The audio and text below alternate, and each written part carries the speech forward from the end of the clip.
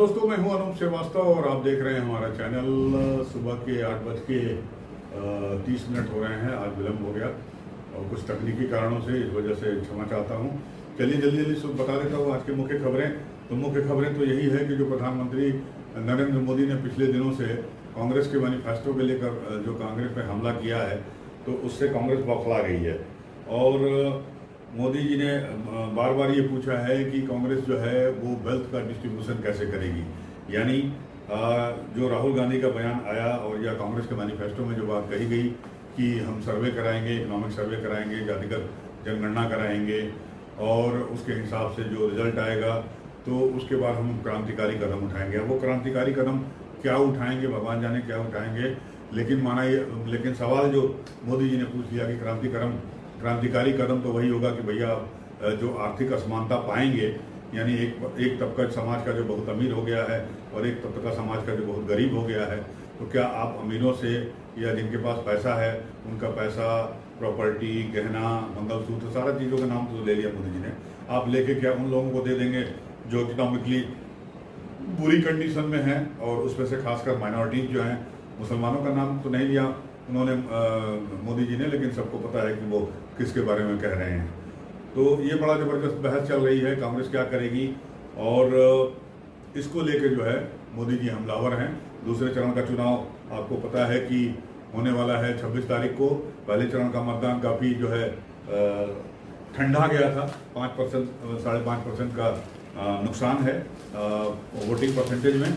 तो उसको लेके भी जो है पार्टियां काफ़ी परेशान हैं, और मुझे लगता है कि बीजेपी को भी थोड़ी सी चिंता है, और इसीलिए जो है माहौल में गर्माहट लाने के लिए मोदी जी जो है वो बड़े तेज हमले कांग्रेस पे कर रहे हैं। कांग्रेस का जहाँ तक सवाल है, तो अब मैनिफेस्टो मैंने तो ठीक ठाक पूरा नहीं पढ़ा है, लेकिन फिर भी जो है उस मैनिफेस्टो में कुछ बातें ऐसी कही गई हैं जो कंफ्यूज करने वाली हैं। मुझे लगता है कि कांग्रेस के प्रवक्ताओं को या कांग्रेस के बड़े नेताओं को इस बात को क्लियर करना चाहिए पब्लिक के सामने, क्योंकि उनका जो इतिहास रहा है कांग्रेस का, वो इस आशंका को और बल दे रहा है। बहरहाल उसके पहले इस पर चर्चा करेंगे, थोड़ा बहुत बात करेंगे, लेकिन इसके पहले आपको बता दें कि दूसरे चरण के लिए आज मतदान थम जाएगा, और 26 तारीख को सुबह 7 बजे से शाम को 6 बजे तक मतदान होना है। आज शाम को 5 बजे मतदान थम जाएगा। इसके बाद जो कैंडिडेट हैं वो डोर टू डोर कैनवास करेंगे। उत्तर प्रदेश की इस फेज में भी उत्तर प्रदेश में 8 सीटें हैं, और ये 8 सीटें आपको मैं बता देता हूँ। अमरोहा, मेरठ, बागपत, गाजियाबाद, गौतम बुद्ध नगर, बुलंदशहर, अलीगढ़ और मथुरा है। तो मथुरा में आपको पता है कि हेमा मालिनी जी हैं। मेरठ में आपको पता है अरुण गोविल जी हैं, जिनके समर्थन में सीता जी भी आई थी, दीपिका टिकलिया, उन्होंने रोड शो किया। कल हमारे मुख्यमंत्री योगी आदित्यनाथ भी वहाँ गए थे, उन्होंने भी वहाँ रोड शो किया। नोएडा में हमारे वो हैं, तीसरी बार लड़ रहे हैं डॉक्टर महेश शर्मा। पहले वो पर्यटन मंत्री भी थे मोदी जी की पहली सरकार में, केंद्रीय मंत्री हैं, रह चुके हैं। अलीगढ़ में सतीश गौतम हैं, ये भी तीसरी बार चुनाव लड़ रहे हैं। और इसके अलावा जो है बुलंदशहर पर भोला सिंह जो हैं वो भी तीसरी बार चुनाव लड़ रहे हैं, हैट्रिक लगाने की कोशिश में हैं। 91 टोटल प्रत्याशी हैं और 1,67,00,000 जो है मतदाता हैं। तो इस तरह से टोटल जो सीटें हैं, मेरे ख्याल से 95 सीटें हैं इस पूरे भारत में अगर बात की जाए, तो इस फेज में 95 सीटें होंगी। तो ये है। पिछली बार की बात करें तो ये जो 8 सीटें हैं उत्तर प्रदेश की, इसमें से 7 सीटें बीजेपी के पास थी और 1 सीट बीएसपी के पास थी। तो चलिए आते हैं वापस वो मैनिफेस्टो वाले चर्चा को लेके और मोदी जी के आक्रमण को लेके। मोदी जी लगातार आक्रमण कर रहे हैं, एकदम धुआंधार बैटिंग कर रहे हैं, और कांग्रेस जो है सफाई देते देते थक रही है कि भैया ऐसा हमने नहीं कहा या ऐसा हमारे मैनिफेस्टो में नहीं लिखा है। तो क्या लिखा है, क्या आपका मकसद है, ये मैंने जैसा कि कहा कि कांग्रेस के जो बड़े नेता हैं उनको सामने आना चाहिए और उनको बताना चाहिए। आपका इतिहास रहा है, आपने 84 में साहबानो केस में सुप्रीम कोर्ट के फैसले को बदल दिया। किसके लिए बदला फैसला, ये सबको पता है। बहुत पुरानी बात हो गई, 84-85 की बात है, छोड़ दीजिए उसको। आप लेटेस्ट आ जाइए। पिछली बार जब आपकी कर्नाटक में सरकार थी, आपने 4% का रिजर्वेशन जो है SC ST के कोटे से काट के और 4% का रिजर्वेशन आपने जो है वो हमारे मुस्लिम बंधुओं को दे दिया। उसके बाद आपने कोशिश की आंध्र प्रदेश में, वहाँ भी रिजर्वेशन लागू करने की कोशिश की मुसलमानों के लिए, लेकिन कोर्ट की वजह से, सुप्रीम कोर्ट की वजह से जो है वो आप वहाँ पर आपके इरादे कामयाब नहीं हो सके। तो जो आपकी करनी है वो आपकी कथनी से मेल नहीं खाता है, क्योंकि लोगों को पता है कि आप किसको अपीच करना चाहते हैं और किसकी भलाई की बात कर रहे हैं, और जो क्रांतिकारी कदम उठाने की बात आपके नेता राहुल गांधी कर रहे हैं तो वो किसके लिए कर रहे हैं, पहली बात। दूसरी बात कि मान लीजिए वेल्थ डिस्ट्रीब्यूशन करेंगे आप, तो वेल्थ का डिस्ट्रीब्यूशन कैसे करेंगे आप सरकारी संपत्ति का डिस्ट्रीब्यूशन करिए, सरकारी खजाने का डिस्ट्रीब्यूशन करिए, सरकारी जो स्कीम्स हैं उसका डिस्ट्रीब्यूशन करिए। तो सरकारी स्कीम्स और सरकारी खजाना और सरकारी संपत्तियों का डिस्ट्रीब्यूशन क्या आप माइनॉरिटीज़ के आधार पर करेंगे, आप SC ST के आधार पे करेंगे और उनको प्रायोरिटी देंगे? क्यों 140 करोड़ की जनता, वो तो सरकार के लिए 140 करोड़ की जनता सब बराबर है, सबका समान अधिकार है, संविधान हमको समान अधिकार देता है। तो पार्टिकुलर आप किसी माइनॉरिटीज़ को या किसी OBCs को या SC STs को जो है प्रमोट करने की बात क्यों कर रहे हैं? बाकी जो लोग हैं क्या वो सब यूरोप और अमेरिका के नागरिक हो गए हैं? पर कैपिटा इनकम जो है उनकी हज़ारों डॉलर में पहुंच गई है कि आप जो है उनसे पैसे लेके उनके $1000 में से 500 लेके आप नीचे डिस्ट्रीब्यूट कर देंगे। क्या करेंगे, नहीं करेंगे, क्या करेंगे? लेकिन आपकी मंशा पे तो सवाल उठ रहे हैं। तो मेरा रिक्वेस्ट है आपसे हाथ जोड़ के कि आप अपनी बात को क्लियर करें, पब्लिक के सामने साफ साफ रखें, आपके प्रवक्ता से बोलिए कि वो क्या आप चाहते हैं, आप खुद भी पब्लिक के सामने आके बताइए।